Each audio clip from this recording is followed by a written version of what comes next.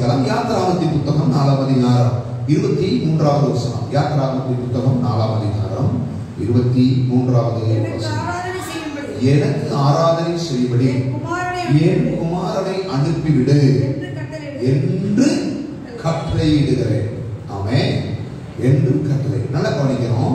எனக்கு ஆராதனை செய்யும்படி என் குமாரனை அனுப்பிவிடு. கவனிக்கணும்.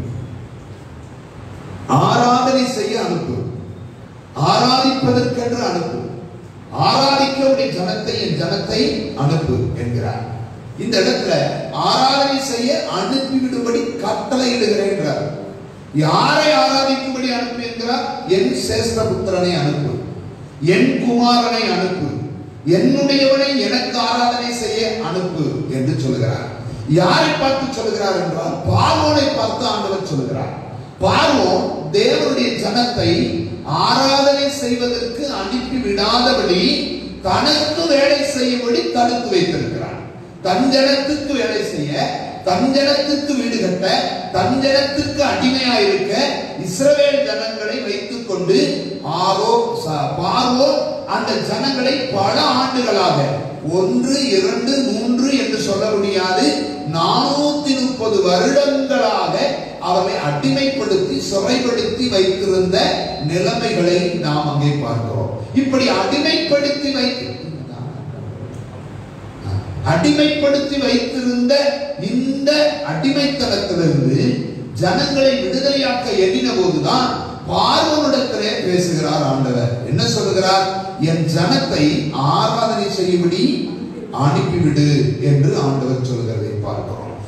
ஏன் அந்த வார்த்தையை பயன்படுத்துகிறார்? அவர் ஆபிரகாமை தெரிந்து கொள்ளும் போதாயிருக்கட்டும், ஈசாக்கை தெரிந்து கொள்ளும் போதாயிருக்கட்டும், யாக்கோபை தெரிந்து கொள்ளும் போதாயிருக்கட்டும், இவர்களை தேவனை ஆராதிப்பதற்கென்றே தெரிந்து கொண்டார் என்று நாம் அறிகிறோம். ஆபிரகாம் தேவனால் தெரிந்து கொள்ளப்பட்டு ஒரு இடத்துக்கு வந்தபோது அவன் வேதத்தை அழகாய் போட்டிருக்கிறது. அவன் பலிபீடம் கட்டி தேவனை தொழுது கொண்டார். பலிபீடம் கட்டி தேவனை தொழுது கொண்டார். ஈசாக்கா இருக்கட்டும், அவர் ஆண்டவரை ஒரு இடத்துக்கு கொண்டு போய் வைத்த உடனே அங்கே அவர் பலிபீடம் கட்டி கர்த்தரை தொழுது கொண்டார். பலிபீடம் கட்ட வாய்ப்பில்லை என்றால் ஒரு தூணை நிறுத்தி எண்ணெய் வார்த்து அதில் தீபம் ஏற்றி அங்கேயே கர்த்தரை தொழுது கொண்டார். அப்படித்தான் இன்னைக்கு நம்மளும் செய்யணும், செஞ்சிடக்கூடாது. அது அன்றைக்கு அவர்கள் செய்தார்கள் இல்லையா? அப்ப ஆராதனை முறைகள் என்பது எப்படினாலும் கர்த்தரை ஆராதிக்கலாம். இதை நன்றாக கவனிக்கணும். அதற்காகத்தான் ஆண்டவர் சொல்றாரு, இந்த ஜனத்தை எனக்கென்று ஏற்படுத்தினேன், இவர்கள் என் துதியை சொல்லி வருவார்கள். எதற்கு மீட்பு, எதற்கு அழைப்பு, எதற்கு ரட்சிப்பு, எதற்காக கர்த்தர் நம்மை வேறுபடுத்தார்? அதற்கு ஒரு காரணம் சொல்லுகிறார். இவர்கள் என்னை ஆராதிப்பதற்காக நான் வேறுபடுகிறேன். ஆமென். இவர்கள் என்னை சேவிப்பதற்காக நான் வேறுபடுத்தேன் அப்படின்றார். ஆராதனை என்று சொல்வதற்கு அர்த்தம் ஒன்று, ஆராதனை என்பது அவருக்கு வேலை செய்வது, அவருக்கு வேலை செய்வது. நன்றாக கவனிக்கணும். ஆராதனை என்பது என்னது? அவருக்கு worship அப்படின்றோம். worship அப்படின்ற வார்த்தை இந்த இதுல இருந்து worship அப்படின்ற வார்த்தை வந்ததாக சொல்கிறார்கள். இப்போ worship அப்படின்னு சொல்லும் போதே ஆண்டவரை ஆராதிப்பது, ஆண்டவருக்கு நன்றி செலுத்துவது. இந்த வார்த்தைக்கு 7 விதமான வார்த்தைகளை சொல்லுவார்கள். ஆராதிப்பது என்பது என்னன்னா, ஒன்று சாஸ்தாங்கமாய் விழுவது, சாஸ்தாங்கமாய் விழுவது. ஆராதிப்பது என்னன்னா 2 கைகளை உயர்த்துவது. 3 ஆராதிப்பது என்னன்னா கைகளை தட்டுவது. 4 ஆராதிப்பது என்னன்னா ஆண்டவருடைய வேலையை செய்வது. இப்படி 7 காரியங்களை சொல்லுவார்கள். அப்ப நீங்கள் கைகளை தட்டினாலும் ஆண்டவரை ஆராதிக்கிறீர்கள், கைகளை உயர்த்தினாலும் ஆண்டவரை ஆராதிக்கிறீர்கள், ஆண்டவருக்கு பாடினாலும் ஆண்டவரை ஆராதிக்கிறீர்கள், சாஸ்தாங்கமாய் விழுந்தாலும் ஆண்டவரை ஆராதிக்கிறீர்கள், முழங்கால் படியிட்டாலும் ஆண்டவரை ஆராதிக்கிறீர்கள். அப்ப ஆராதனை எப்படி வேண்டுமானாலும் எந்த வடிவத்திலாயும் செய்யலாம். ஆனால் ஆராதனை செய்யாமல் மட்டும்தான் இருக்கக்கூடாது. அல்லேலூயா. ஆராதனை செய்யாமல் மட்டும்தான் இருக்கக்கூடாது. நல்லா கவனிக்கணும். நம்மை மீட்டரை ஆராதிப்பதற்கு தான். அதனாலதான் இந்த யாத்ராகமத்தின் புத்தகத்தை எல்லாரும் என்னன்னு சொல்றாங்களோ எனக்கு தெரியாது. ஆனா நான் இந்த புத்தகத்தை ஆராதனையின் புத்தகம் சொல்றேன். என்ன புத்தகம்? ஆராதனை புத்தகம். எப்படி சொல்லுவீங்க அப்படின்னு ஒரு கேள்வி கேட்கலாம். நீங்க கவனிச்சீங்கன்னா 4ஆம் அதிகாரம் 23ஆம் வசனம், 7ஆம் அதிகாரம் 16ஆவது வசனம், 8ஆம் அதிகாரம் 1ஆம் வசனம், 9ஆம் அதிகாரம் 1ஆம் வசனம், 10ஆம் அதிகாரம் அதிகாரம் 3ஆம் வசனம், 13ஆம் அதிகாரம் 5ஆம் வசனம், இதுல எல்லாம் ஆண்டவர் சொல்லும்போது என் ஜனத்தை ஆராதிக்கும்படி அனுப்பு, என் ஜனத்தை ஆராதிக்கும்படி அனுப்பிவிடு, என் ஜனத்தை ஆராதிக்க போகவிடு, என் ஜனத்தை ஆராதிக்க அனுப்பு, என்னை ஆராதிக்க அனுப்பிவிடு, என் ஜனங்கள் என்னுடைய பர்வதம் மட்டும் வந்து என்னை ஆராதிக்க வேண்டும், அவரை அனுப்பு போகவிடு, அனுப்பு போகவிடு. இந்த வார்த்தைகளே ஆண்டவர் சொல்லுகிறதை நாம் பார்க்கிறோம். இப்ப நீங்க கவனிக்கணும், இந்த யாத்ராகமத்தின் முற்பகுதியில ஆண்டவரை ஆராதிக்க அனுப்பிவிடு என்று சொல்லி பல முறை சொன்னாலும், இந்த யாத்ராகம புத்தகத்தின் பிற்பகுதியில 20வது அதிகாரத்துக்கு அடுத்து உள்ள பகுதியில் நீங்க வாசித்து பார்த்தீங்கன்னா ஆராதனை செய்வதற்கான வழிமுறைகளை சொல்லிக் கொடுப்பார். ஆராதனை செய்வதற்கான வழிமுறைகளை சொல்லிக் கொடுப்பார். நீங்க கவனிச்சு பார்க்கணும். ஆசரிப்பு கூடாரம் எதற்கு? சொல்லுங்க சொல்லுங்க பார்ப்போம். ஆசரிப்பு கூடாரம் எதற்கு? ஆராதனை செய்ய. பலிபீடம் எதற்கு? ஆராதனை செய்ய. விளக்கு எதற்கு? தூபவர்க்கம் எதற்கு? ஆராதனை செய்ய. அப்ப அந்த வஸ்திரம், அவர் உடுத்தின வஸ்திரம் என்ன? அவர் ஆராதனை செய்ய. அப்ப இங்கே கொடுக்கப்பட்ட அத்தனை உபகரணங்களும், அத்தனை பொருட்களும், அத்தனை கூடாரங்களும் ஆராதிப்பதற்கு ஆராதிப்பதற்கு ஆராதிப்பதற்கு இந்த கடைசி அதிகாரம் வரை பார்த்தீங்கன்னா ஆராதனைக்காகவே இவைகள் எல்லாம் தருகிறதை பார்க்கிறோம். அப்ப ஆராதனை என்பது என்ன? நான் வார்த்தை சொல்றேன், நம்மை கொடுப்பது ஆராதனை. என்னது? நம்மை கொடுப்பது ஆராதனை. இன்னொரு வார்த்தை சொல்றேன், ஆராதனை என்பது என்ன? நம்முடையதை கொடுப்பது ஆராதனை.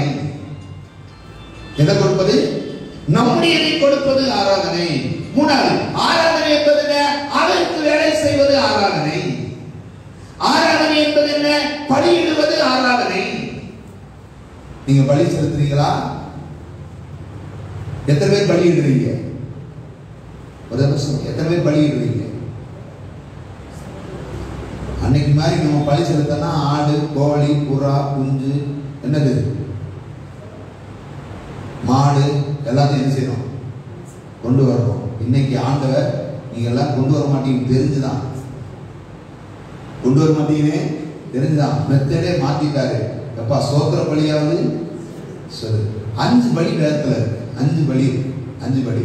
விசுவாசமாகிய பலி, ஸ்தோத்திர பலி, ஜெபங்களாகிய பலி, நொறுங்குண்ட இருதயமாகிய பலி, இல்லையா?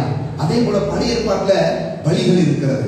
குற்ற நிவாரண பலி, பாவ நிவாரண பலி, சர்வாங்க தகன பலி, சமாதான பலி, இப்படி பலிகள் செலுத்தப்பட்டு கொண்டே இருந்தது. இப்ப நம்மளும் செலுத்தணும். விசுவாசமாகிய பலியிலே நான் வாக்கப்பட்டு போனாலும் நீங்கள் உறுதியான விசுவாசம் கொண்டு இருந்தாலே அதே ஒரு ஆராதனை தான்.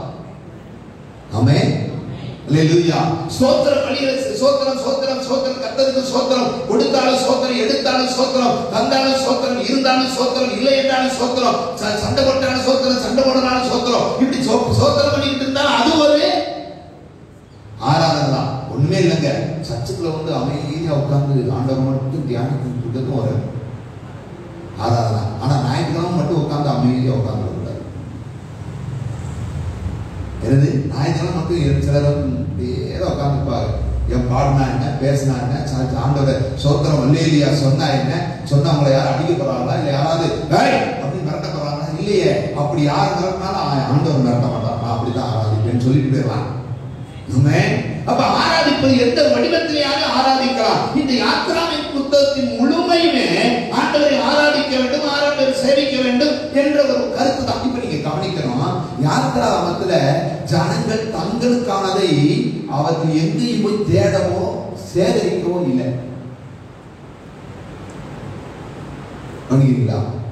தங்களுக்கானதை எங்கேயும் போய் சேகரிக்க. நான் உலக சொல்றேன், ஆகாரம் வேணும். யார் கொடுத்தா? சொல்லுங்க, யார் கொடுத்தா? தேவன் கொடுத்தா. தண்ணி வேணும். யார் கொடுத்தா? ஆண்டவர் கொடுத்தா. டிரெஸ் வேணும். யார் கொடுத்தா? ஆண்டவர் கொடுத்தா. ஆண்டவர் கொடுத்தா. அது அப்படியே இருந்தாலும் வளர வளர டிரெஸ் என்ன செய்ய? புதுசா எங்க தைக்க முடியும்? வளர்ந்துகிட்டே இருக்கு. அதான் விஷயம். நமக்கு பெருக பெருக உடம்பு பெருக பெருக பெருக நம்ம ட்ரெஸ் வளர்ந்துகிட்டே இருக்கு, இல்லையா? அப்ப ட்ரெஸ் வளர்ந்துகிட்டே இருக்கு. இதுதான் என்னுடைய பொருள். பாதரட்சை வேணும். பழசா போகல, ஆண்டவர் கொடுத்துக்கிட்டே இருக்காரு. ஆண்டவரே கொடுத்துக்கிட்டே இருக்கிறார். இப்ப நீங்க கவனிக்கணும், ஆகாரம் கொடுத்துக்கிட்டே இருக்கிறார், தண்ணி கொடுத்துக்கிட்டே இருக்கிறார். அப்ப ஆண்டவர் சொல்றாரு, உன்னுடைய ஆகாரத்தை நான் பார்த்துக் கொள்கிறேன், உன்னுடைய தேவையை நான் பார்த்துக் கொள்கிறேன், நீ போக வேண்டிய வழிகளை நான் பார்த்துக் கொள்கிறேன், நீ சேர வேண்டிய இடத்தை நான் பார்த்துக் கொள்கிறேன், உன்னுடைய பாதுகாப்பு நான் பார்த்துக் கொள்கிறேன், உன்னுடைய பராமரிப்பு நான் பார்த்துக் கொள்கிறேன், உன்னுடைய காரியங்கள் எல்லாம் நான் பார்த்துக் கொள்கிறேன். ஆனால் நீ ஒன்று செய், நீ என்னை மட்டும் ஆராதனை செய். அல்லேலூயா. ஒரு தேவனுடைய பிள்ளைக்கு இருக்கக்கூடிய ஒரு பெரிய நியமம் இதுதாங்க. நமக்குரியதை ஆண்டவர் பார்த்துக் கொள்வார், என்னுடைய தேவை ஆண்டவர் பார்த்துக் கொள்வார், என்னுடைய காரியங்கள் அவர் பார்த்துக் கொள்வார், என்னுடைய பாதுகாப்பு அவர் பார்த்துக் கொள்வார், என்னுடைய பராமரிப்பு அவர் பார்த்துக் கொள்வார், என்னுடைய எதிர்பார்ப்பு அவர் பார்த்துக் கொள்வார். ஆனால் என்னுடைய வேலை என்ன? தினந்தோறும் நேரம் கிடைக்கும் போதெல்லாம் இல்ல, எல்லா நேரமும் கர்த்தரை ஆராதித்துக் கொண்டே இருக்க வேண்டும். அதுதான் ரொம்ப முக்கியம். ஆமென். சில நேரம் என்ன நினைக்கிறோம், ஞாயிற்றுக்கிழமை ஆனா மட்டும் ஆராதிக்கிறோம், ஞாயிற்றுக்கிழமை ஆனதுக்கு பிற்பாடு வீட்டுக்கு போய் சிப்பு போடுறேன் இருப்பாங்க. சில விசுவாசிய வீட்டுல சோத்திரம் வராது, வீட்டுல பாட்டு வராது, கர்த்தரை துதிக்கிற துதி வராது, ஜெபம் இருக்காது, வேத வாசிப்பு இருக்காது, சங்கீதம் இருக்காது, கீர்த்தனைகள் இருக்காது, ஞானப்பாட்டுகள் இருக்காது. இதெல்லாம் இங்க இருக்க போது நமக்கு வேலையே இல்லை. பெரிய தொல்லையா இருக்கு வேலையை. இதுல மட்டும் எங்க ஆண்டவர் ஆராதிக்க? நான் சொன்னேன், வேலைகளுக்கு நடுவில் கர்த்தரை ஆராதனை செய்யுங்கள். ஹல்லேலூயா. உன்னை இல்லாமைகளுக்கு நடுவில் கர்த்தரை ஆராதனை செய்யுங்கள். ஹல்லேலூயா. ஆண்டவர் சொல்கிறார், உன்னை பாதுகாக்கிற வேலையை நான் பார்த்துக் கொண்டிருக்கிறேன். பகலிலே வெயிலாகிலும் இரவிலே நிலவாயிலும் சேதப்படுத்தாமல் அக்கினி ஸ்தம்பத்தினாலும் மேக ஸ்தம்பத்தினாலும் நான் உன்னை பாதுகாத்து நடத்துகிறேன். எதற்கு தெரியுமா? தூதர்கள் உண்ணுகிற உணவை கொடுத்து உன்னை போஷித்துக் கொண்டு வருகிறேனே. எதற்கு தெரியுமா? சாப்பிட்டு சும்மா கம்முன்னு உட்கார்ந்துக்குவா இல்ல, ஜம்முன்னு கர்த்தரை ஆராதிக்கிறதுதான். எல்லாம் கைகளை வைத்து கர்த்தரை ஸ்தோத்திரம் பண்ணுவோம். இவைகள் எல்லாம் தருகிறார், இவைகள் எல்லாம் செய்கிறார். ஆண்டவர் சொல்கிறார், நீ என்னை ஆராதித்தால், நீ என்னை சேவித்தால், நீ என்னுடைய வேலையை செய்தால், நீ என்னுடைய பணிகளை செய்தால், உனக்கானதை, உனக்குரியதை, உன் சந்ததிக்குரியதை, உன் எதிர்காலத்துக்குரியதை, உன்னுடைய விருப்பத்தை, உன்னுடைய காரியங்களை நான் பார்த்துக் கொள்வேன். ஹல்லேலூயா.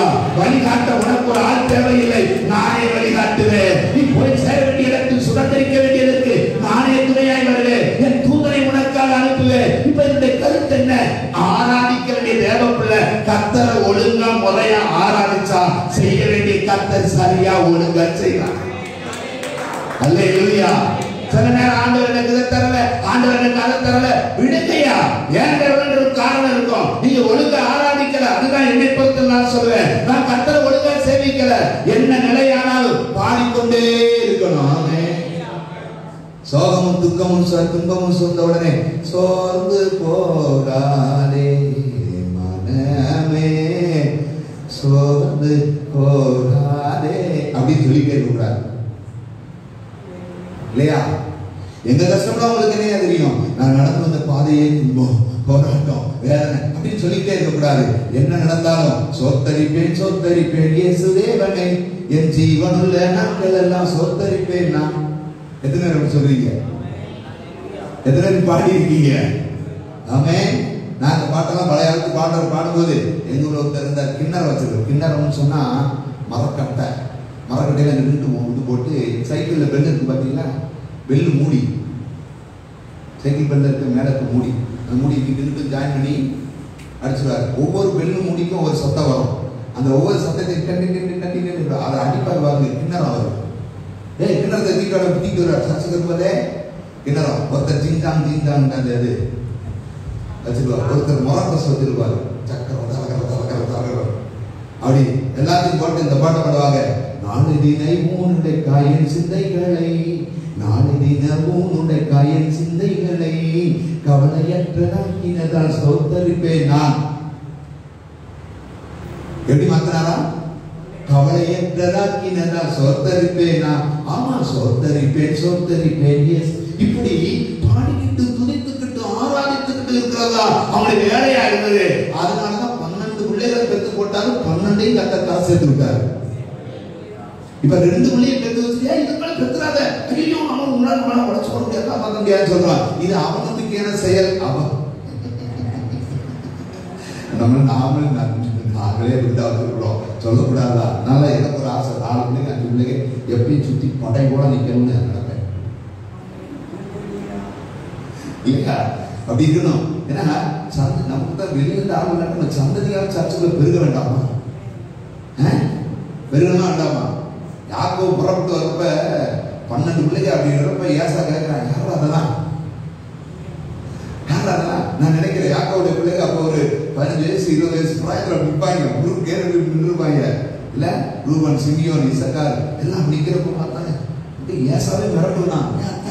என்னடா 20 வருஷத்துக்குள்ள 12 கூட்டாளா பயங்கரமான. அப்ப பார்த்தோம் எப்பா அப்ப சொல்றான், இதெல்லாம் தேவன் எனக்கு தந்தது. ஆமே, இதெல்லாம் தேவன் தந்தது. ஏன் சொல்றேன்னா அவன் கர்த்தரை ஆராதிக்கிறவனா இருந்தான். கைகளை வைத்து கர்த்தரை ஸ்தோத்திரம் பண்ணுங்களே. இஸ்ரவேல் ஜனமே, தேவ ஜனமே, நீ தேவனை ஆராதனை செய். சில நேரம் தேவனை ஆராதிப்பது ஒரு சிலருக்கு கஷ்டமா தெரியலாம். பார்வோனுக்கு தேவனை ஆராதிப்பது ஒரு ஒரு வேண்டாத வேலையா தெரிஞ்சு. அதனாலதான் ஆண்டவர் சொன்னாரு, என் ஜனத்தை ஆராதிக்க அனுப்பிவிடு சொன்னவர்.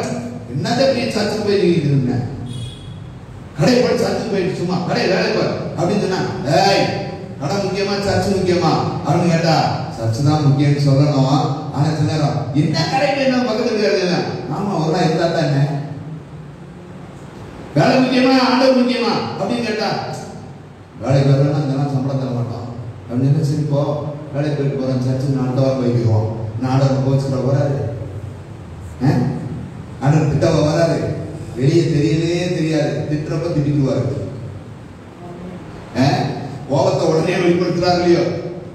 நேரம் வர்றப்ப டைம் வர்றப்ப நான் கோபத்தவரே காமிப்பாரு. எப்பயுமே நம்ம நினைக்கிறோம் அவர் பாராரோ கேளாரோ, நாங்களே கண்ணை உண்டாக்கினவர் காணாரோ, காதை உண்டாக்கினவர் கேளாரோ. எம்மா நீங்க செய்யறதெல்லாம் பார்க்காம இருக்கிறாரு. ஐயாமா இல்ல நம்ம பண்றதெல்லாம் பார்க்காம இருக்கிறாரு. எல்லாமே அவருக்கு தெரியும், எல்லாமே அவருக்கு புரியும். சரியான நேரம் வரும்போதான் சொல்லுவாரு, ஆண்டவரே என்னை காப்பாத்துன்னு சொல்றப்ப நான் இப்போ உன்னை காப்பாத்தணும் பாரு. ஏன் ஏன் என்ன நீ ஆராதிக்கவே சேவிக்கவே? நம்ம எல்லாரும் ஒரு வார்த்தை சொல்லணும், யோசுவா போல எப்படி சொல்லணும், நீங்களெல்லாம் யாரை சேவிக்கிறீங்களோ எனக்கு தெரியாது, நீங்கெல்லாம் என்ன பண்றீங்களோ எனக்கு தெரியாது, நானும் என் வீட்டார் போவென்றால் கர்த்தரே சேவிப்போம். கைகள் உயர்த்தி கர்த்தரை ஸ்தோத்திரம் பண்ணுங்களேன். ஹல்லேலூயா.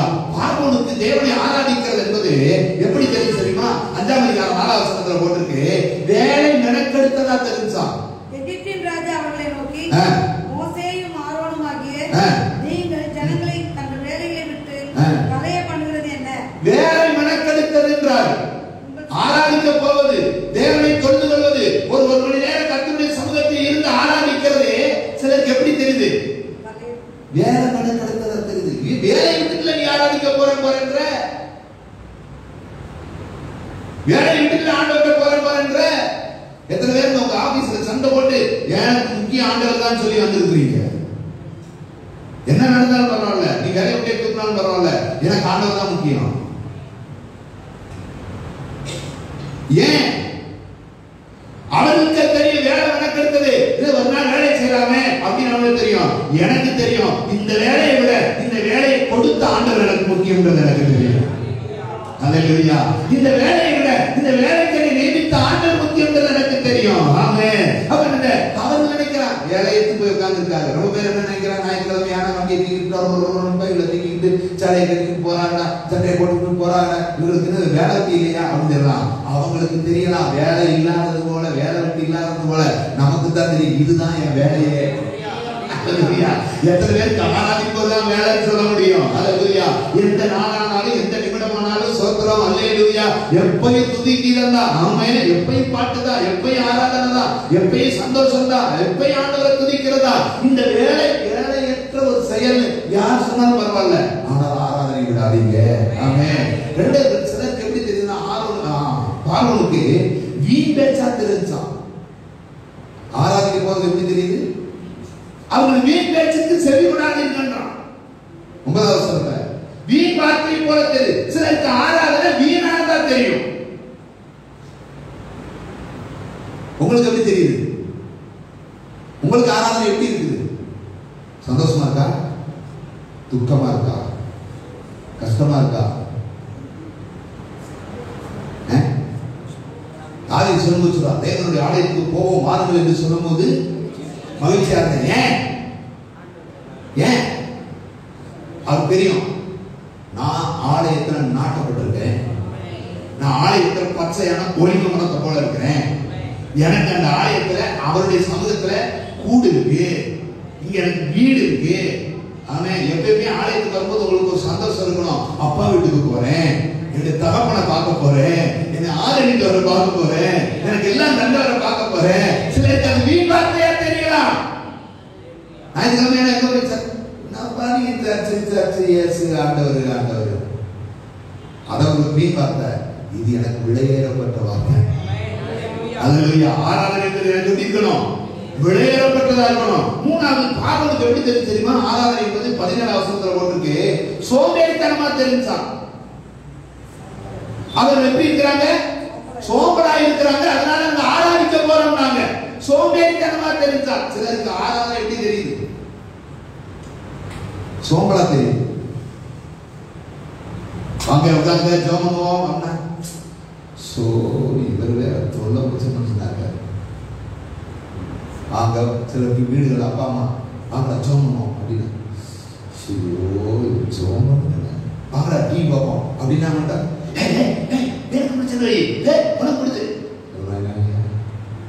அதுக்கு நம்ம பிள்ளைங்க நிக்குதுங்க. ஜெபம் பண்ணுவோம் அப்படின்னா சிலர் நம்மளால ஆரம்பத்தில் இருக்கேன். எங்கள் பாஸ்டர் சும்மா கூட உட்கார ஜெபம் என்னடா சும்மா ஜெபம் பண்றாரு. அவருக்கு தோத்திரம் உட்கார்ந்து இருப்பாரு. நான் எவ்வளவு நேரம் தோத்திரம்னு இப்படி புரடிக்க படுத்து தோத்திரம் அப்படியே பரவம் போயிருது. அவர் முடிஞ்சிருப்பாரு. இன்னானே இம்மான் என்னையா அப்படி எதிர்பார்த்தா என்னப்பா ஒரே தான் போயிட்டு தீவிரமான ஜெபம் என்னது? அப்ப இன்ட்ரெஸ்ட் இல்லை. அது நமக்கு ரொம்ப கஷ்டமா தெரிஞ்சு கஷ்டமா தெரிஞ்சு. எப்பயுமே எழுந்தோம் அதனால ஜெபிக்கணும்னு இருக்கக்கூடாதா? எழுதிட்டோம் அதனால ஜெபிக்கணும் இருக்கக்கூடாதா? ஜெபிப்பதற்காகவே எழுதணும். ஹலோ, ஞாயிற்றுக்கிழமை வந்துருச்சே அதனால சர்ச்சுக்கு போகணுமே இருக்கக்கூடாதா?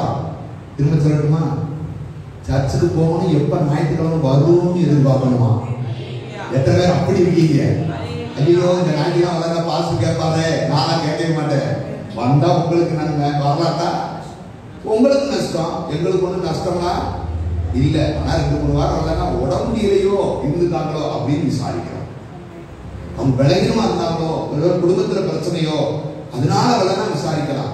வேணும்னே சோம்பலா இருந்து வரமாட்டோம் அப்படின்னு இருந்தா உங்களை விசாரிச்சா என்ன பதில் வரும்?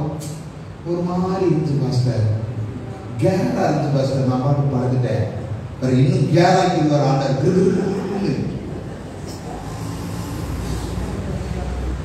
எல்லாமே கேரா இருப்பாரு. உள்ள வந்து உட்கார்ந்து கேரா உட்கார்ந்து அப்படி உட்கார்ந்து பாருங்க, எல்லாம் ஜம்முன்னு மாறிடும். அல்லேலூயா. எல்லாம் சரியா போயிடும். ஆமே.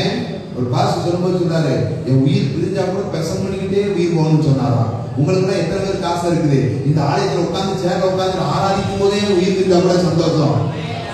அல்லேலூயா. நாங்க உங்களுக்கு அதெல்லாம் மகிழ்ச்சி இல்லையா? பரவாயில்ல, நாங்க இருக்கிறோம், தைரியமா இருங்க. உங்களை அப்படியே மனம் பரவத்துக்கு அனுப்பிட்டு சோதனை பண்ணி அனுப்பிட்டு சந்தோஷம் பரவத்துல இருக்க நாங்கள் ஒரு பின்னாடி வரணும்னு சொல்லிடுவோம். அந்த நம்பிக்கையோட அழைத்து வரணும். ஆமே. சின்ன காய்ச்சல் வீழ்ப்படுத்துகிறது, சின்ன தலைவலி வீழ்ப்படுத்துகிறது, சின்ன பிரச்சனை வீழ்ப்படுத்துகிறது. பெரிய பிரச்சனை வரும்போது ஆண்டவரும் பேசாம இருந்துக்கிறார். ஏன்? உன்னை விட தீவிரமா கூப்பிட்டவங்க இருக்கிறாங்க, நான் அவங்கள பார்க்க போறேன் சொல்லுவாரு, சொல்ல மாட்டாரா? உன்னை விட தீவிரமா ஆராய்ச்சவங்க அவங்கள பார்க்க போறேன். என்ன வந்தாலும் எப்படி இருந்தாலும் சோம்பலை கலைக்க மாட்டணும். பார்வனுக்கு ஆராதனை சோம்பலா இருந்துச்சான். சிலருக்கு ஆராதனை கூக்குரலின் சத்தமா இருக்குது. உங்களுக்கு எனக்கு ஆராதனை எப்படி இருக்கணும்? 8வது வசனத்துல உங்களுக்கு எனக்கு ஆராதனை எப்படி இருக்கணும்? மனமகிழ்ச்சியின் சத்தமா இருக்கணும். சொல்லுங்க. சிலருக்கு ஆராதனை எப்படி தெரியுது? என்ன போய் கட்டிக்கிட்டே இருக்கீங்க, அவங்களுக்கு தெரியாது நம்ம எது கத்துறோம், ஏன் கத்துறோம். அவங்க ரசிக்கப்பட்டு உள்ள வந்தாங்கன்னா நம்மள கூட கத்துவாங்க. எத்தனை பேர் தெரியும்? அவங்க ரட்சிக்கப்பட்டு உள்ள வந்தா அவங்க நம்மளோட கட்டுவாங்க. அது வேற விஷயம். ஏன்னா இந்த ரட்சிப்பின் சந்தோஷத்தை என்னால கண்ட்ரோல் பண்ண முடியாது. தேவனை வீட்டுக்கு வந்து நடத்தி வந்ததுனால கண்ட்ரோல் பண்ண முடியாது. வெளியே இருக்கும்போது அவங்களுக்கு தெரியுது, கூக்குறாங்க, அலறாங்க, கத்துறாங்க. அப்படித்தான் அலறுவது போல தெரியலாம், கூக்குறது இருந்தது போல தெரியலாம். ஆனா நான் தேவனுக்குள் களி கூர்ந்து கொண்டிருக்கிறேன். இன்னைக்கு வாசித்த சங்கீதத்துல கூட பாருங்களேன், அவருக்குள்ள மனம் இருந்து கொண்டிருக்கிறேன். ஹல்லேலூயா. 100ஆம் சங்கீதம் என்ன போட்டிருக்கிறது? பூமியின் குடிகளே எல்லோரும் கர்த்தரை கம்பீரமாய் பாடுங்கள், ஆனந்த சத்தத்தோட, மகிழ்ச்சியோட அவர் சந்நிதியின் முன்னாடி வாங்க. அப்படின்னு ஆலயத்துக்கு வந்தா எல்லாரும் அடக்கிக்கிட்டு முழங்களை அடக்கிக்கிட்டு உட்காரணுமா? சொல்லுங்க. சர்ச்சுக்குள்ள வந்து காரணம் கட்டிக்கிட்டு இருக்க தேவையில்லாம தான் பேசக்கூடாது. ஆராதிக்கும் போது சத்தத்தை உயர்த்தி என்ன செய்யணும்? எவ்வளவு சத்தத்தை உயர்த்த முடியுமோ அவ்வளவு சத்தத்தை உயர்த்தணும். நம்ம வீடுகள்ல வெங்கலத்தோடையே கலக்கிறோம். பிள்ளைகளை சத்தம் போட அப்படிங்கிறோம். சத்திரம் சோதரம் சோதரம் துதிங்க, ஆமென், அல்லேலூயா சொல்லுங்க. ஆமா, சோதரம் சோதரம் சோதரம் சோதரம் சோதரம் சோதரம் சோதரம். இதெல்லாம் பக்தி கிடையாது. இது பக்தி முத்தி போச்சு. ஆண்டவரே ஏற்றுக்கிற மாட்டாரு. ஆண்டவரே ஏற்றுக்கிற மாட்டாரு. நல்ல காலம் கொடுத்த ஆண்டவருக்கு, நல்ல கையை கொடுத்த ஆண்டவருக்கு, நல்ல இருதயத்தை கொடுத்த ஆண்டவருக்கு, நல்ல சிந்தையை கொடுத்த ஆண்டவருக்கு, நல்ல சுகத்தை கொடுத்த ஆண்டவருக்கு, நல்ல கையை தட்டி காலை ஆட்டி கர்த்தரை உயர்த்தி ஆராதனை செஞ்சுட்டே இருக்கணும். அல்லேலூயா. ஒருவேளை மத்தவங்க வாழ்க்கை எப்படி இருந்தாலும் பரவாயில்லை. அல்லேலூயா அல்லேலூயா துதி துதி. பைபிள்ல போட்டிருக்குங்க, ஆண்டவர் ஆராதிக்கிற இடம் பரலோகத்துல ஓயாமல் 24 மணி நேரமும் சேனைகளின் கர்த்தர் பரிசுத்தர், சேனைகளின் கர்த்தர் பரிசுத்தர், சேனைகளின் கர்த்தர் பரிசுத்தர், பரிசுத்த பரிசுத்தரே. ஓயாம அப்படிதான் எப்படி பண்ணிருக்கியா? ஓயாம அப்படின்னா 24 hours 24 மணி நேரமும் துதி இருந்துகிட்டே இருந்துச்சா? நான் சொல்றேன், எந்த வீட்டுக்குள்ள ஓயாம துதி இருக்குதோ அந்த வீடு ஆசீர்வாதமா இருக்கும். எந்த மனுஷன் ஓயாம கர்த்தரை துதிக்கிறானோ அந்த மனுஷன் ஆசீர்வாதமா இருக்காரு. ஹல்லேலூயா. நீங்க துதியை நிறுத்தாதீங்க, ஆராதனை விடாதீங்க. அது ஒருவேளை மத்தவங்க பார்வையில கூக்குரலின் சத்தமா, அவைய சத்தமா இருக்கலாம். ஆனா தேவன் பார்வையில அது கலிகூரலின் சத்தம், அது சந்தோஷத்தின் சத்தம், அது மனமகிழ்ச்சியின் சத்தம். சூலவதியை பார்த்து ஞானி சொல்றாரு, மத்தவங்களுக்கு ஒரு சத்தம் எப்படி இருப்பது இல்லையோ, ஆனா உன் சத்தம் காட்டுப்புறாவின் சத்தம் போல இருக்குது. அல்லேலூயா. ஏமா நீங்க பாடுறது மத்தவங்களுக்கு எப்படி இருக்கோ இல்லையா, அது ஒருவேளை கழுதபாண்டவோட இருக்கு கூட சொல்லணும் யாரும். ஆனா ஆண்டவருக்கு எப்படி இருக்கா? எப்படி இருக்கு? காட்டுப்புறாவின் சத்தம். புறாவே உன் முகர்வத்தை எனக்கு காண்டி. ஓ ஆண்டவர் தேடி வர சத்தம் என்னன்னாலே கேட்கட்டும். உன் சத்தத்தை ஆண்டவர் கேட்கணுமா வேண்டாமா? அல்ல வாயை திறந்து அல்லேலூயா சொல்லுவோமா? அல்லேலூயா. அது மத்தவங்களுக்கு தான் அவைய குரல். என் ஆண்டவருக்கு முன்னாடி என் சத்தம் மகிமையின் குரல், மனமகிழ்ச்சியின் குரல். அல்லேலூயா. சிலருக்கு ஆராதனை அறிவீனத்தின் செயல்ன்றாங்க, அறியாமையின் செயல்ன்றாங்க. பாருங்க சொல்றான், கர்த்தர் யார்? அவரை நான் அறியேன். ஆனா மோசைக்கு தெரியும், இஸ்ரவேலுக்கு தெரியும் கர்த்தர் யார். யார்?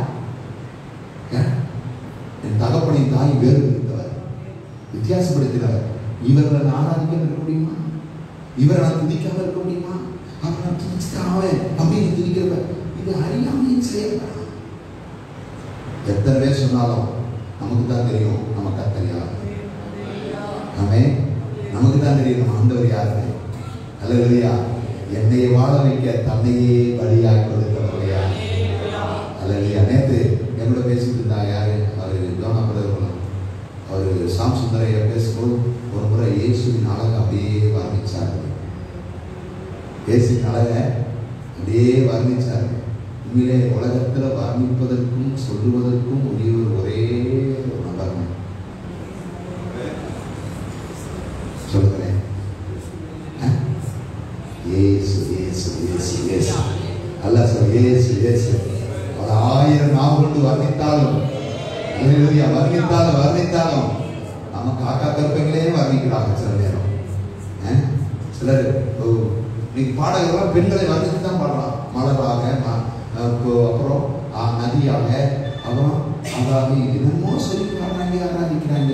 நான் சொன்னேன், இவங்கெல்லாம் ஆராதிக்கட்டும், அவங்க யார் போடுங்க, நல்லா இருப்பீங்க. சர்ச்சுக்கு வரும்போது போனெல்லாம் சைலண்ட்ல போடுங்க, சரியா? ஒரு உதவி பண்ணுங்க எல்லாரும். வரும்போது மூச்சை பிடிச்சி அமுக்கி கொண்டு வரும். சைலண்ட்ல வச்சுட்டீங்கன்னா அது ஒரு ஆள் கத்தி கிடக்கணும். அவர் வீட்டுக்கு போய் எடுத்து பார்க்கலாம், இல்லையா? ஆண்டவரை ஆராதிக்கிறது அது சிலருக்கு அறியாததினால், சிலருக்கு ஆராதனையின் வார்த்தைகள் அறியாமையின் வார்த்தையாக செய்யறாங்க.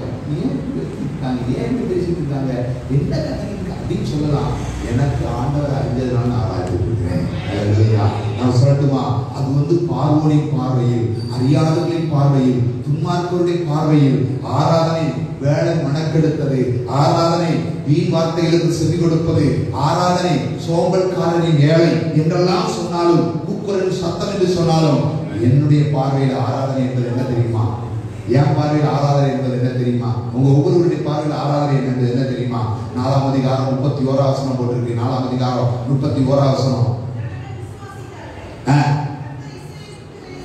சந்தித்தார் அப்படிங்கிற, நான் ஏன் ஆராதிக்கிறேன்னா அவர் சொன்னார், கர்த்தர் இஸ்ரவேல் புத்திரரை சந்தித்தார். இது ஒரு சந்திப்பின் அடையாளம். ஆராதனை என்பது என்ன?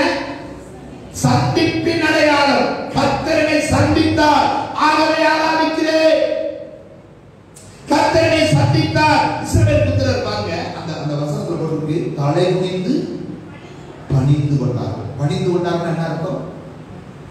ஆராதித்தார். தலை குனிந்து பணிந்து கொண்டார்னா ஆராதித்தார். கைகளை தூக்கி நின்றுட்டே இருந்தாலும் ஒரு ஆராதனை. ஆனா சில நேரம் அது எதையும் செய்ய மாட்டோம். அவர்கள் தலைவணிந்து பணிந்து கொண்டார்களே, எங்களை ஒரு தேவன் சந்தித்தார். அப்ப ஆராதனை என்பது என்ன என்று ஒரு கேள்வி கேட்கிறானால், கர்த்தர் சந்தித்ததின் அடையாளம் தான் எனக்கு வெளிப்படுகிற ஆராதனை. எத்தனை பேருக்கு விசுவாசம் இருக்கு? உங்களை என்னை கர்த்தர் சந்தித்திருக்கிறார், நம்ம குடும்பத்தை கர்த்தர் சந்தித்திருக்கிறார். அல்லேலூயா. நான் ஒரு வார்த்தை சொன்னேன், கர்த்தர் மட்டும் நம்மளை சந்திக்கலடா நம்ம இன்னாரம் நிற்கிறோம் என்று சொல்லவே முடியாது. ஏதோ ஒரு இடத்துல வியாதியில, விலகிடத்துல, எங்கோ ஒரு இடத்துல நம்ம எல்லாம் சந்தித்த நேரமே அதானே, சந்தித்த டைம் அதானே. விலகினமா இருக்கும்போது, வியாதியா இருக்கும்போது தான் கர்த்தர் சந்தித்து இருக்கிறார். சுகவீனமாய் கொடுத்து கடந்த போது தானே கர்த்தர் சந்தித்து இருக்கிறார். உனக்கு ஜீவனை தருவேன் என்று சொல்லி சந்தித்து இருக்கிறார். அப்படி சந்திப்பின் அடையாளம் தான் நான் கர்த்தரை ஆராதிப்பது. நல்லா பண்ணிக்கணும். தாவீது எப்ப சந்தித்தார்? ஆடுகளுக்கு உட்பாக போயிட்டு இருக்கும் போது ஆண்டவர் அவனை சந்தித்தார்ல. ஆண்டவர் அவனை எப்ப சந்தித்தார்? அவன் இன்னொரு நாட்டுக்கு தகவல் கூட்டி கொண்டு போயிட்டு இருக்கும்போது, எப்ப இந்த நாட்டில் இருக்க வேண்டிய வா, என் பின்னாடி வா, நான் உன்னை கூட்டிட்டு போறேன்னு சொல்லி ஆண்டவர் அவனை சந்திக்கலையா? யாக்கோப தகப்பன் வீட்டை விட்டுட்டு எங்கோ போகிறோம், போற இடம் இந்த ஊருக்கு தெரியும், அந்த ஊருக்கு ரொம்ப தூரம், எப்படி நடந்து போகுது? பல நாள் பிரயாணமாய் போகும்போது லூஸ் என்கிற இடத்துல போய் அவன் தலை சாய்த்து படுத்து கிடந்த போது கர்த்தர் அவனை சந்தித்தார். இரவுல யாரும் இல்லாத நேரத்துல, யாரும் சந்திக்காத நேரத்துல அவனை சந்தித்து, வானத்துக்கும் பூமிக்கு ஏணி, அந்த ஏணியில தேவதூதர்கள் ஏறுகிறவங்க இறங்குகிறவமா இருக்கிறார்கள். அந்த இடத்துல சொல்றாரு, யாக்கோபே யாக்கோபே, ஆண்டவரே ஆண்டவரே கூப்பிடுறான். நான் உன்னை பார்க்கிறேன்பா, இப்போ உன்னை திரும்ப உன் தகப்பன் வீட்டுக்கு கொண்டு வருவேன். நான் சொல்வேன், ஆண்டவர் அன்னைக்கு சந்திக்கலன்னா யாக்கோடைய வாழ்க்கை என்ன ஆயிருக்கும்? இங்க இருக்கிற ஒவ்வொருவரையும் சொல்வேன், ஆண்டவரை சந்திக்காவிட்டால் நம்முடைய வாழ்க்கையில் என்ன ஆயிருக்கும்? நம்முடைய சூழ்நிலை என்னவா இருக்கும்? ஆகார எடுத்து வனாந்தரத்தில் கர்த்தர் சந்திக்காவிட்டால் ஆகாருடைய வாழ்க்கை என்ன ஆயிருக்கும்? தேவப்பிள்ளைகளே, உங்களை என்னை ஆண்டவர் சந்தித்ததுடைய அடையாளம் தான் இன்றைக்கு நாம் கைகளை தட்டுகிறோம், கைகளை உயர்த்துகிறோம், பாடுகிறோம், ஆடுகிறோம், குதிக்கிறோம், நன்றி சொல்கிறோம். ஏன்னா அவர் என்னை சந்தித்தார். அல்லேலூயா. இந்த சந்திப்பின் அடையாளம் தான் ஆராதனை. ஆனால் ஆராதித்தாரா? கர்த்தர் தன்னை சந்தித்த போது, தன் குமாரனுக்கு சோத்திர தண்ணி கொடுத்த போது அவர் ஆண்டவரை துதிக்கிறார், நீர் என்னை காண்கிறது. ஆராதித்தாரா? எத்தனை பேர் ஆண்டவருக்கு புது பேர் வைக்கிறீங்க? நல்லவரே, வல்லவரே, போதுமானவரே, காப்பவரே, காப்பவரே, இதெல்லாம் யார் வச்சிருக்காரு? நீங்க வச்சுருக்கா? அடுத்த வாரம் வந்து புது புது பேரா சொல்லிக்குவாங்க. புது புது பேரா வைக்கணும். ஆபிரகாம் பேர் வைக்கிறார் யெகோவா ஈரே. மோசே பேர் வைக்கிறார் யெகோவா நிசி. ஆகார் பேர் வைக்கிறார் நீர் என்னை காண்கிறவர் யெகோவா. என்ன அவங்க பேர் என்ன? யாக்கோபு பேர் வைக்கிறார் ஏலி. ஈசாக்கு பேர் வைக்கிறார். தாவீது பேர் வைக்கிறார். மோசே பேர் வைக்கிறார். யோசுவா பேர் வைக்கிறார். ஆண்டவர் புது புது நாமத்தை சொல்லி புகழுகிறார்கள். எதன் அடிப்படையில்? தன் வாழ்க்கையில் ஆண்டவர் சந்தித்த சந்திப்பின் அடிப்படையில். நம்ம சத மனிதனுக்கான பேர் வைக்கிறோம். தனக்கு பிரியமா இருந்துச்சுன்னா நாய்க்கு நல்ல பேர் வைக்கிறோம். தனக்கு பிரியமான மனைவி பிள்ளைகளா இருந்தா அவங்களுக்கு ஒரு நல்ல பேர் வைக்கிறோம். பேர் ஒன்று வச்சுப்போம். கூப்பிடுறத கூப்பிடுவோம். ஜிம் ஜன் டேய் யா டேய் அப்படின்னு தான் கூப்பிட்டு இருக்கோம். இவர்களுக்கு மட்டும் புது புது பேரா வைக்கிறவங்க தெரியுது. நம்மளை சந்தித்த ஆண்டவருக்கு ஒரு புது பேர் வைக்கலாமாயா? சொல்லுங்களேன். அவர் சொல்றார், நான் உங்களை புது நாமத்தினால அழைக்கிறேன். உன் பேரைய புதுசா கூப்பிடுறாரா? யாக்கோபுனா எத்தன் இல்லையா? அவன் மாத்தி சொல்றாரு, திரளான ஜனத்துக்கு தகப்பன் யாக்கோபே அப்படின்றத மாத்தி இஸ்ரவேலே இருக்கிறார். ஆபிரகாம் அப்படின்றத மாத்தி ஆபிரகாம் அப்படின்னு அழைக்கிறார். அப்ப புது பேர் வச்சா வைக்கலையா? பழைய வெளிப்படுத்துற விஷயத்தை சொல்றாரு, என் நாமம் சொல்லும் புது நாமத்தினால் நீ அழைக்கப்படுவாய். ஒரு நாள் வரும் நமக்கு அந்த ஒரு புது பேர் வைக்க போறார். இன்னைக்கு இருக்கிற பேரெல்லாம் ஆண்டவரே மாத்த போறார். எத்தனை பேருக்கு சந்தோஷம்? எங்க பேர் சரியில்லைன்னு ரொம்ப பேருக்கு பேர் மாத்திக்கிட்டு இருக்கான். ஒரு எழுத்தை மாத்திரம் புள்ளி வைக்கிறான். கையெழுத்து சரி இருந்தா தான் வாழ்க்கையினுடைய அமைப்பு சரி இருக்குமா? கையெழுத்துக்கு கீழே இறக்கிட்டே போகக்கூடாதான்.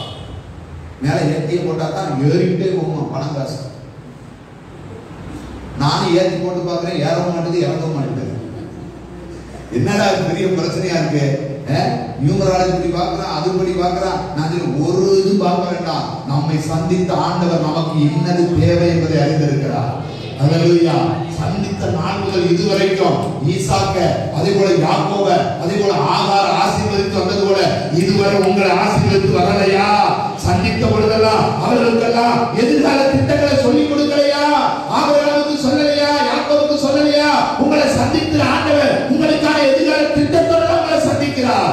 சவுலை சந்திக்கும் போது அவனை குறித்த எதிர்கால திட்டத்தோட சந்திக்கிறார். சவுலே சவுலே, இனி நீ சவுல் கிடையாது, பவுல் அப்படின்னு சொல்லி சொல்றாரு. நீ இதுவரைக்கும் சபையை துன்பப்படுத்தின, இனி சபையை துன்பப்படுத்துறவன் இல்ல, சபையை கட்டுகிறவன். அல்லேலூயா. பிரஜாதிகளுக்கு ஊழியக்காரன் ஆண்டவரோட வேலை வைக்கலையா? நான் ஆராதிக்கிறேன் காரணம் கர்த்தரை சந்தித்தா.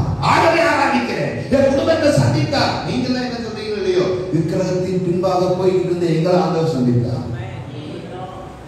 அதைத்தான் நான் சொல்றேன். எங்க அம்மா வழியிலையும் விக்கிரக ஆராதனை, எங்க அப்பா வழியிலையும் அது துடியான ஆராதனை. எங்க ஊர்ல அருவா சாமி உலகில் அருவா வச்சுருக்கோம். எங்க அப்பா அங்கிருந்து கூட்டிட்டு வேகமா, அப்ப எங்க அப்பா மாட்டு 2 மாட்டு வச்சுட்டு கூட்டிட்டு அங்க போய் பிள்ளைகளுக்கு மொட்டை போட்டு வருவாங்க. நல்ல வேலை எனக்கு மொட்டை போட்டேன், அதுக்குள்ள ரசிக்கப்படுவேன். எனக்கு பேர் வச்சதே ஒரு வெள்ளக்காரர் தான். அந்த பேர் ஏன் மேன்யாரா எல்லாம் சொன்னாங்க. அவர் வெளிச்சப்பட்டு நீ கற்பாய்க்கிறா. பிறக்கும் போதே கருது பிரதாப் சிங் ஐயா அவர் தான் அவர் டிரான்ஸ்லேட் பண்ணார். அவர் வந்து ஒரு தோறாவை கேட்டார், இந்த பையனுக்கு கொடுத்துருங்க. நல்லா கொடுத்துருந்தாங்க, சந்தோஷம். கொடுக்க மாட்டேங்கிறாங்களே இல்லையா? எப்பா நாங்க இன்னைக்கு சொல்லேன், நீங்க பண்ண சேட்டை ரொம்ப இருக்காப்பா, கொடுத்து விட்டுருக்கலாம்ல. இருந்ததே கஷ்டம். அமெரிக்கா அவங்க காசு அனுப்பிட்டு இருக்கேன், நேரம் மாறி இருக்கு, கொடுத்துட்டு இருக்கலாமே. நீ கொடுக்கும், கஷ்டம் இருந்தா பிள்ளைகளை கொடுக்க மனசு இல்லை. பார்த்தீங்களா?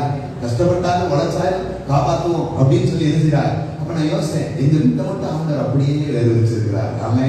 எங்க அப்பா ரசிக்கப்பட்டு சர்ச்சுக்கு போகணும் அப்படின்னு கிளம்பி போறாராம். பக்கத்து மாணிக்க ஐயா அவர் தான் ரசிப்பிலே நடத்திருக்கிறார். நடத்திட்டு தோட்டத்துல போய் இருக்கும்போது சொல்லி ரசிக்கப்பட்டு சபைக்கு போறார். அதனால என்ன மாதிரி நல்லா ஹைட்டா இருப்பார்.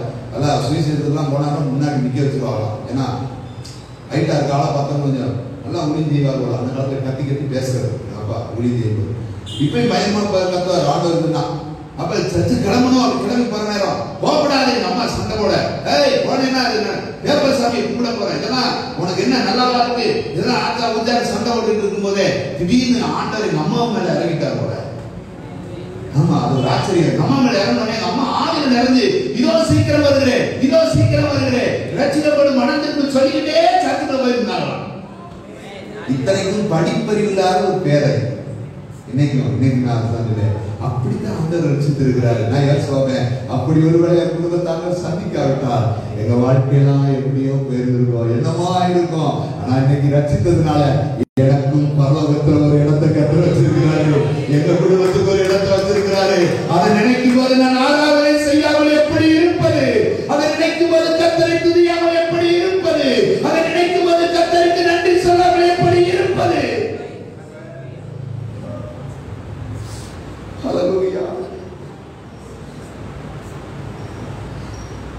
ஆராதனை என்பது என்ன? விடுதலையின் அடையாளம்.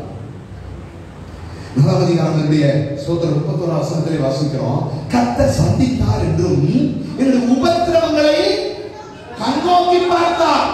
கண்ணோக்கி பார்த்துட்டார், உபத்திரவத்தை பார்த்துட்டாலே அதுக்கு என்ன செய்யப்படுறான்னு அர்த்தம். அந்த இடத்துல இருந்து விடுதலையாக போறார். நான் ஒரு இது மட்டும் சொல்றேன், உங்க பிள்ளைங்க ஏதோ ஒரு இடம் தெரியாம ஓடி ஒரு மாட்டிட்டு ஒரு இடத்துல வேலை செய்யறாங்க, அடிமையா வேலை செய்யறாங்க. திடீர்னு பார்த்துட்டீங்க, பார்த்துட்டா நீங்க என்ன செய்வீங்க? சரி அது பாட்டு வேலை செய்யறோம் அண்ணா சொல்லுங்க, என்ன பாடு விட்டாலும் சரி அவளை வெளியே எடுக்கணும்.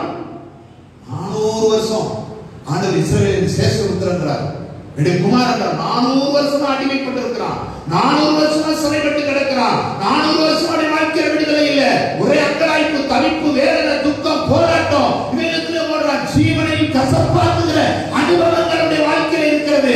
ஆண்டவர் பார்க்கிறாரு, உனக்கு என்ன செய்வது? நான் ஆபிரகாமுக்கு கொடுத்த வார்த்தை உண்டு, ஈசாக்குக்கு சொன்ன வார்த்தை உண்டு, யாக்கோபுக்கு சொன்ன வார்த்தை உண்டு, யோசேப்பு கூட மரிக்கும் போது ஒரு வார்த்தை சொல்றாரு, கர்த்தர் நிச்சயம் ஒரு நாள் சந்திப்பார், சந்திக்கும் போது என் எலும்புகளை விட்டுட்டு போகாதீங்கப்பா ப்ளீஸ், என் எலும்புகளை எடுத்து போய் நம்முடைய பிதாக்களை அடக்கம் பண்ண இடத்துல போய் வையுங்க அப்படின்னா அந்த எலும்புகள் ஒரு செய்தி சொல்லுகிறது, இந்த எலும்புகள் எல்லாம் ஒரு நாள் ஆண்டவர் நிச்சயம் உங்களை எல்லாம் மீட்டெடுப்பார், உங்களை எல்லாம் விடுதலையாக்குவார், அப்பொழுது இந்த தேசத்தை விட்டு புறப்பட்டு போவீர்கள் என்ற ஆழமான விசுவாசத்தை அவர்கள் காண்பித்த போது அவர்கள் எதிர்பார்த்துட்டே இருந்தாங்க. எப்ப நடக்கும், எப்ப நடக்கும்? 100 வருஷம் ஆச்சு, 200 வருஷம் ஆச்சு, 300 வருஷம் ஆச்சு, 400 வருஷம் ஆச்சு, பல ஆண்டுகள் வேதனையோடு காத்திருப்புக்கு ஒரு ஆண்டவர் மோசே அனுப்பி சொன்னாரு, கர்த்தர் நம்ம எல்லாரும் இந்த தேசத்தை விட்டு வெளியே கொண்டு போக போறாரு, இந்த சபையிலிருந்து வெளியே கொண்டு போக போறாரு, அடிமைத்தனத்திலிருந்து வெளியே கொண்டு போக போறாரு, நீங்க எல்லாரும் தைரியமா இருங்க, நான் இன்னைக்கு பார்வனை பேச போறேன். சொன்ன உடனே அவங்களுக்கு ஒரு சந்தோஷம் வந்துச்சு. 6ஆம் அதிகாரத்துல 2ஆம் வசனத்துல ஓட்டிருக்கு, தேவன் மோசேயை நோக்கி, நான் யெகோவா, இந்த வார்த்தை சொன்னார், நான் யெகோவா.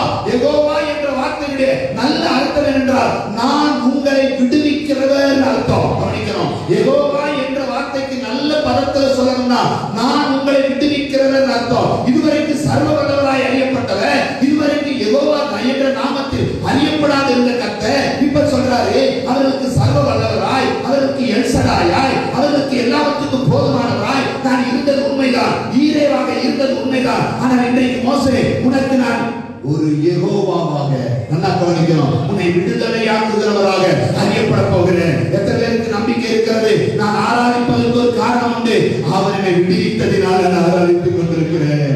எத்தனை பேர் ஆமென் சொல்லுவீங்க? பாவத்திலிருந்து விடுதலை, சாபங்களிலிருந்து விடுதலை, கட்டுகளிலிருந்து விடுதலை, பொருளாதாரத்திலிருந்து விடுதலை, பிணிகளிலிருந்து விடுதலை, நோய்களிலிருந்து விடுதலை, என்னை போராடி கொண்டிருந்த பிசாசின் அடிமைத்தனத்திலிருந்து விடுதலை, என்னால் விட முடியாத சில காரியங்களிலிருந்து விடுதலை இன்னைக்கு அவர் விடுவித்தார். குமாரன் விடுதலை ஆக்கினார், மெய்யாகவே விடுதலை ஆவீர்கள். பரிசுத்த ஆவியானவர் இருக்கிற இடத்துல விடுதலை என்று உண்டு என்று சொன்னது போல குமாரனாகிய இயேசு கிறிஸ்து தன்னையே பலியாக கொடுத்து சாத்தானுடைய பிடியிலிருந்து என்னை விடுவித்து இன்றைக்கு என்னை வாழ வைத்துக் கொண்டு சுதந்திரவாளியாய், விடுதலையானவனாய், சொந்த குமாரனாய், அவருக்குரியவனாய், அவருடையவனாய் மாற்றி என்னை காத்து வருகிறாரே. நான் ஆராதிப்பது எதனுடைய அடையாளம்? ஒரு விடுதலையின் அடையாளம். ஹல்லேலூயா, ஹல்லேலூயா. இன்றைக்கு ஒரு வார்த்தை சொன்னேன், அவர் என்னை அடிமைத்தனத்திலிருந்து விடுவித்தார், எகிப்திலிருந்து விடுவித்தார், எகிப்தின் சுமையிலிருந்து விடுவித்தார், எகிப்தின் பாவ கரையிலிருந்து விடுவித்தார், உலகத்தின்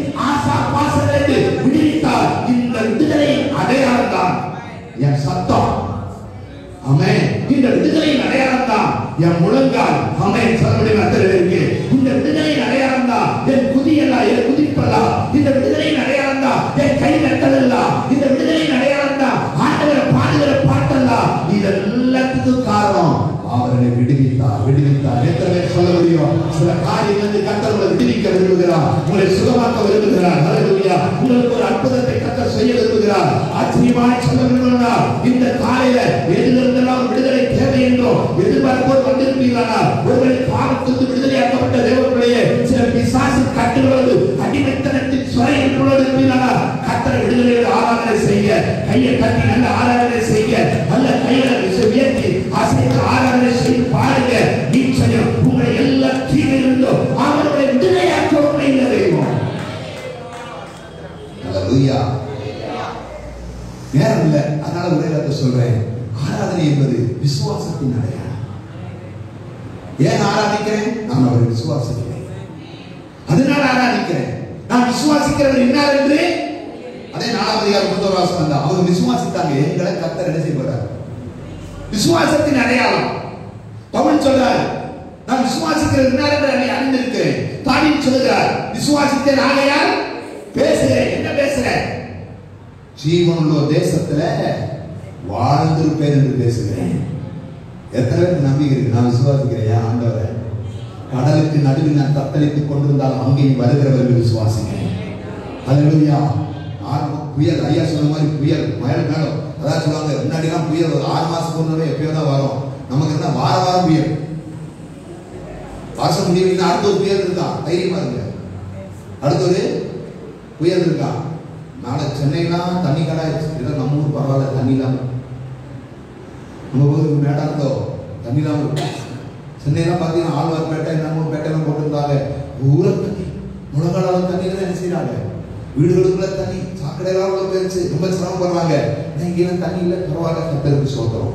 அதுக்கான பெருமையாக என்ன சொல்லக்கூடாது? கர்த்தருக்கு சோத்திரம். ஏதோ நம்மள ஆண்டவர் காப்பாற்றிட்டு வர்றாரு, அவ்வளவுதான். அதுக்காக நன்றி சொல்லணும். அப்ப எனக்கு ஒரு சொல்லுவேன், நான் விசுவாசிக்கிறேன். யார? என் ஆண்டவரை. அவர் எப்படிப்பட்டவர்னு? எனக்காக யாவையும் செய்கிறவர் என்று விசுவாசிக்கிறவர். அல்லேலூயா. வாக்குத்தத்தங்களை மறக்காதவர்கள் விசுவாசிக்கிறேன். ஆகவே தான் நான் தைரியமா ஆராதித்து இருக்கிறேன். ஆராதனை என்பது என்ன தெரியுமா? விசுவாசத்தின் அடையாளங்க. தைரியமா புயலுக்கு நடுவுல, புயல் காற்றடித்துக் கொண்டிருக்கும் போது அதுக்கு நடுவுல பவுல் எழுதி என்று சொல்கிறார், ஓ சகோதரரே தைரியமா இருங்க, நம்ம யாருக்கும் பிராண சேதம் வராது, கப்பல் சேதம் வரலாம். ஆனாலும் ஏங்க சொல்றேன்னா, இந்த ராத்திரி கர்த்தர் என்னிடத்துல வந்து சொன்னார், பேசினார் அப்படின்னா அவனுக்கு ஒரு நம்பிக்கை தெரியுமா? நான் பாதிக்கப்பட்ட கப்பல்ல இயேசு வந்தார், நான் துன்பத்தை அனுபவித்துக் கொண்டிருக்கிற கப்பல்ல இயேசு வந்தார். உங்களுக்கு ஒன்று தெரியுமா? நீங்க கடலின் நடுவே சிக்கி தவிக்கிற இடத்திலையும் அவர் வருகிறார். சீசர்கள் படகில் போகும்போது சிக்குண்ட போது அங்கே இயேசு வந்தார். துயரத்துக்கு நடுவில் நிற்கும் போது அங்கே இயேசு வருகிறார். தண்ணீருக்கு நிற்கும் போது அங்கே இயேசு வருகிறார். அவமானப்படுத்தப்படும் போது அங்கே இயேசு வருகிறார். துன்பத்தை சகிக்கும் போது அங்கே இயேசு வருகிறார். இதெல்லாம் எதற்கு தெரியுமா? எந்த இடத்தில் எப்படிப்பட்ட சூழலில் அகப்பட்டுக் கொண்டாலும் மாட்டிக்கொண்டாலும் என்னை விடுதலையாக்குகிற அல்லது என்னை எனக்காக அற்புதம் செய்கிற ஒருவர் வருவார் என்கிற நம்பிக்கை எனக்கு இருக்கிறது. ஆகவே தான் அவர்கள் சொல்லுகிறார்கள், நாங்கள் ஆண்டவரை ஆராதிக்கிறோம். அல்லேலூயா. விசுவாசத்தின் அடையாளம் தான் ஆராதனை. நான் சொன்னேன், உங்க சந்திப்பின் அடையாளம் ஆராதனை, இரண்டாவது விடுதலையின் அடையாளம் ஆராதனை, மூன்றாவது விசுவாசத்தின் அடையாளம் ஆராதனை, நாலாவது சொல்லுவேன் எதிர்பார்க்கும் நிறைவேறுதலின் அடையாளம் ஆராதனை. ஆராதனை எது தெரியுமா? எதிர்பார்ப்பு நிறைவேறும். எத்தனை பேருக்கு எதிர்பார்ப்பு நிறைவேறும்? நேற்று வரமா திருச்செந்தூர்ல எத்தனை சுனாமி எப்போ வந்துச்சு? 2004 சுனாமி வந்தப்ப அந்த அம்மா பாதிக்கப்பட்டதா? அந்த ரசிகப்பட்ட பிள்ளை, ஆண்டோடைய பிள்ளை. அந்த அம்மா கடற்கரை ஓரத்தில் இது போட்டிருந்தாங்க. கடை அடிச்சிங்களா? கடை போட்டுருந்தாங்க கடற்கரை ஓரத்தில். திடீர்னு சுனாமி வந்தப்ப ஐயா சொன்ன மாதிரி 20 மீட்டருக்கு மேலே ஆகும் தீ. இந்த மாதிரி அழகாக தீ போய் பனைமரத்தில் உட்கார வச்சிருக்காங்க. எங்க உட்கார வச்சிருந்தா? பனைமரத்தில் உட்கார வச்சிருந்தான். பனைமரத்துல எத்தனை நாளா? ஒரு நாளா 2 நாளா சுய நினைவுலாம் வந்துருக்காங்க. பிள்ளைங்க எல்லாம் அம்மாவுக்கான சுத்தி தேடி வரப்ப திடீர்னு பனைமரத்துல சத்தம் கிடைச்சான். பிள்ளைகளே, மக்களே, பனைமரத்துல இருந்து சத்தம் கிடைச்சான். அந்த அம்மாவை இறக்கி கொண்டு போய் அவங்க ஆஸ்பத்திரியில சேர்த்தா 3 நாளா அவங்க அவங்க சுயநினைவே இல்லாம அப்படியே அப்ப டாக்டர் சொன்னாங்க பழைக்க மாட்டாங்க தீர்ப்போங்க அப்படின்னு சொன்னப்ப நான் சொன்னாலா இருக்கட்டும் 3 கிளீன் கண் திறந்தாங்களா பரவாயில்ல பார்க்கலாம் ஜோமம். இந்த பிள்ளைங்கள்லாம் பார்த்துட்டு இருக்க நம்ம எழுந்தாலும் நடக்க ஆரம்பித்து சுகமாயிட்டாங்க, ஆரோக்கியமாயிட்டாங்க. இன்னைக்கு 2004 இருந்து இன்னைக்கு வரை இருக்கிறாங்க. அவங்க பாடினாங்க, ஒரு பாட்டு என்னமோ பாட்டு பாடினாங்களே, நல்ல ஒரு பாட்டு பாடினாங்க, சூப்பரா பாட்டு பாடினாங்க. நான் எதுக்கு பாடுறேன் தெரியுமா? பனைமரத்துல உட்கார வச்சு காப்பாற்றுற ஆண்டவர் நான் பாட அதே சுனாமி எல்லாம் தூக்கிட்டு போகும்போது என்ன முடியுமா? எனக்கு ஒரு எதிர்பார்ப்பு இருக்கு, அந்த எதிர்பார்ப்பு நிறைவேற போகிறது. ஆகவே நான் அவரை ஆராதிக்கிறேன். என்னுடைய முற்பிதாக்கள் சொல்லி இருக்கிறாங்க, உனக்காக தேசத்தை ஆண்டவர் ஆயத்தப்படுத்தி இருக்கிறாரு, அந்த தேசத்துக்கு கொண்டு போகிற நாள் வரப்போகிறது. எத்தனை பேர் விசுவாசிக்கிறீங்க? நம்முடைய தேசம் இதுவல்ல, நம்முடைய எதிர்பார்ப்பு வாக்குத்தத்த தேசமா இருக்கிற பரலோகம். ஆனால் அதை சுதந்திரிக்க போகிறோம். அதற்காக தான் இப்ப ஆராதிச்சுட்டு இருக்கிறேன். நான் சொல்லுவேன், இங்க ஆராய்ச்சி பழகிறாங்க, அங்க போய் ஆராதிக்கவே முடியாது, முடியாது. இங்க நீங்க என்ன செய்யணும்? ஆராதிக்கணும். தூதர்களுக்கு ஆராதிக்கிற 2 சிறகுகளால் சரீரத்தை மூடிக்கொண்டு 2 சிறகுகளால் பறந்து கொண்டு சிறைகளை கத்த பரிசுத்த. ஆமே. இப்ப நீங்க இங்க சர்ச்சை என்ன தெரியுமா? ஒரு ட்ரைனிங் பிளேஸ். நீங்க இங்க உட்காந்து அப்படின்னு இருக்கிறதுக்கு அல்ல, பாஸ்டரோட சண்டை போடுறதுக்கு இல்லை, சக விசுவாசியோட சண்டை போடுறதுக்கு இல்லை. அப்படின்னா சண்டை போட்டுக்கிட்டே இருந்தீங்கன்னா நீங்க சர்ச்சுக்கே வரக்கூடாது. அது அதற்கான இடம் அல்ல. திரும்ப சொல்றேன், அதற்கான இடம் அல்ல. இது யாருக்கான இடம் தெரியுமா? பரலோக ராஜ்யத்துல போய் நான் கர்த்தரை ஆராதிப்பதற்கு இங்கேயே என்னை உருவாக்கி கொள்ளுகிற இடம். அல்லேலூயா. என் நோக்கம் ஆராதனையை மாறட்டும், என் நோக்கம் ஆராதனையை மாறட்டும், என் எதிர்பார்ப்பு ஆராதனையை மாறட்டும், என் பாவம் ஆராதனையை மாறட்டும், என் என்ன ஆராதனையை மாறட்டும். கர்த்தரை துதிப்பேன், ஆராதிப்பேன். ஏனென்றால் அவர் என்னை சந்தித்தார், ஏனென்றால் அவர் என்னை விடுவித்தார், ஏனென்றால் எனக்காக யாரையும் செய்வதற்காக இருக்கிறார் என்ற விசுவாசம், ஏனென்றால் எதிர்பார்ப்பை நிறைவேற்றுவார் என்ற நம்பிக்கை. இது ஆழமான விசுவாசம் உங்களுக்குள்ள இருக்குமானா உங்க ஆராதனை நீங்க நிறுத்தவே மாட்டீங்க. கண்களை போட்டு சொல்லுவோம், நம்ம எல்லாரும் கர்த்தரை ஆராதிக்கிறவங்களா மாறணும். ஆமென். ஆராதனை